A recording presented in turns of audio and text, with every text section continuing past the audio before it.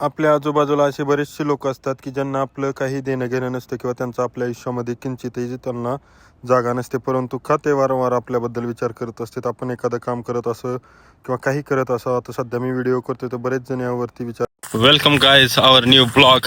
मी and Vivek आम्ही दोघ जण आलेलो आहेत सकाळी सकाळी आज शेतामध्ये. असंच धुलीवंदन असताना सुद्धा आम्ही काम एवढं कष्ट करतोय. बघा तुम्ही पण शिका काहीतरी आमच्याकडून. चला तुम्हाला दाखवतो आता आमचा बंटू भैया काय करायला आहे. त्याला न सांगता आम्ही त्याच्याकडे आलो. बघू आता काय करतोय तो. बंटू क्या करायलास तू? हा बघा बंटू भैया. बंटू काय करायला तो? जनावराला पाणी दे.